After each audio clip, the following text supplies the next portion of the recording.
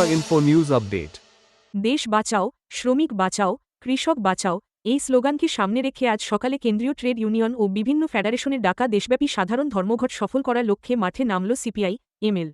এই কর্মসূচির অংশ হিসেবে আগরতলার প্যারাডাইস চৌমুহনী এলাকায় সিপিআই এমএল এর পক্ষ থেকে একটি বিক্ষোভ মিছিলের আয়োজন করা হয়। মিছিলে অংশগ্রহণকারীরা শ্রমিক, কৃষক ও সাধারণ মানুষের স্বার্থ রক্ষার দাবিতে বিভিন্ন স্লোগান দেন। সংগঠনের পক্ষ থেকে জানানো হয়, দেশের বর্তমান পরিস্থিতিতে শ্রমিক ও কৃষকদের স্বার্থ রক্ষা করা অত্যন্ত জরুরি। পাশাপাশি এমরেগা এর পরিবর্তে ভিবিজিআরএএমজি চালুর বিষয়েও এই মিছিলে দাবি তোলা হয়েছে। আজকে মূলত কেন্দ্রীয় ট্রেড ইউনিয়নগুলির ডাকা আগামী 12 তারিখের যে সারা ভারত ধর্মঘট, সেই ধর্মঘটকে সফল করে তোলার জন্য আগরতলা রাজপথে আজকে আমরা এআইসিসিটিইউ, সিপিআইএমএল এবং এআইকেএম এর পক্ষ থেকে আমরা আজকে মিছিলে পথে নামব। প্রধানত আজকে দেশের স্বাধীনতা, সার্বভৌমত্ব আজকে আক্রমণের মুখে। আমার দেশের প্রধানমন্ত্রী মার্কিনের কাছে মাথা নত করছে, কোনো জবাবদিহি করতে পারছে না। প্রধানত এপস্টিন ফাইলস থেকে শুরু করে আজকে দেশের সীমান্ত মানে লাদাখ এবং গালওয়ানের যে ঘটনা ঘটেছে, সংসদের ভেতরে মোদী সরকার ঘেরাওয়ের মুখে, এবং সারা দেশবাসী জানতে চাইছে যে কেন যে আজকে এই যে মার্কিন ভারতের মধ্যে যে ডিল হয়েছে, বাণিজ্য চুক্তি হয়েছে, এই বাণিজ্য চুক্তিতে ভারতের কৃষিকে বন্ধক দেওয়া হয়েছে। 500 বিলিয়ন ডলারের যে চুক্তি হয়েছে, সেখানে ভারতের কৃষি পণ্য এবং ভারতের যে কৃষি অর্থনীতি সেটা ভেঙে পড়বে। মার্কিনের কৃষি যেটা অনেক বেশি ভর্তুকি সম্পন্ন, সেটা আমার দেশকে ছেয়ে যাবে। কাজেই এই যে কৃষি পণ্যের যে মুক্ত বাণিজ্য নীতি, এটা বাতিল করতে হবে। আমার কৃষি, আমার অর্থনীতিকে মার্কিনের কাছে বন্ধক দেওয়া যাবে না, এবং মোদী সরকার অবিলম্বে মার্কিনের কাছে নথি স্বীকার করা বন্ধ করো। আমরা দেখেছি যে এখন যেটা শুল্ক কমানোর কথা বলেছে 18%, এটা একদম মিথ্যে কথা। 18% শুল্ক কমানো হলে আমরা জানি আগে ছিল 2.5%, এখন 50 থেকে 18 করেছে।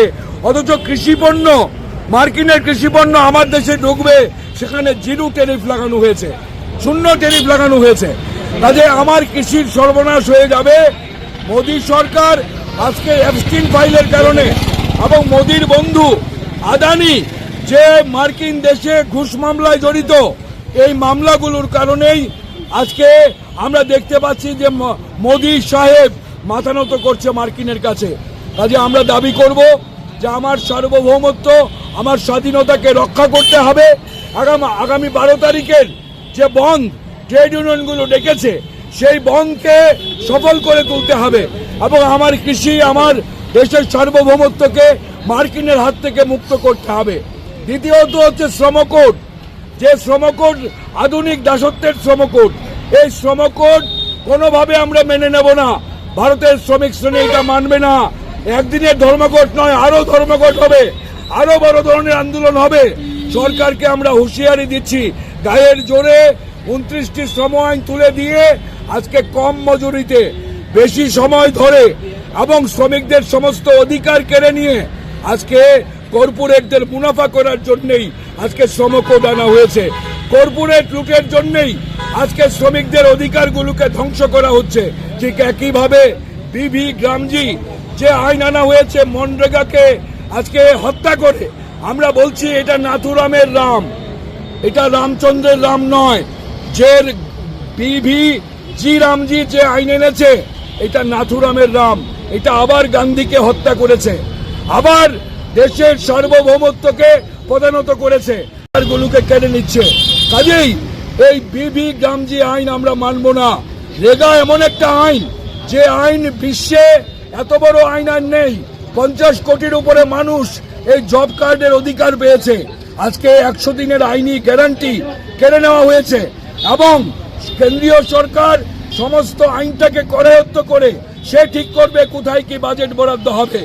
আজকে গ্রামের পঞ্চায়েতের হাতে ক্ষমতা, সোশ্যাল অডিট, আজকে 100 দিনের তার যে কাজের অধিকার, মজুরির অধিকার এবং কাজ না পেলে বেকার ভাতা পাওয়ার অধিকার, এই যে ধাপে ধাপে যে আইনি অধিকারগুলো গ্রামীণ দরিদ্র অংশের অদক্ষ শ্রমিকরা যারা 2004-এর পরে এই আইনি অধিকার পেয়েছে, মোদী সরকার এই অধিকারগুলোকে কেড়ে নিয়েছে।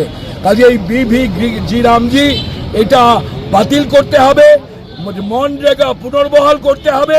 আর আমরা বলছি আমাদের আজকের মিছিলে আমাদের যেটা প্রধান দাবি সেটা হচ্ছে এসআইআর। এই এসআইআর হচ্ছে একটা অসাংবিধানিক প্রকল্প, সার্বজনীন ভোটাধিকার মানুষের কেড়ে নেওয়ার প্রকল্প।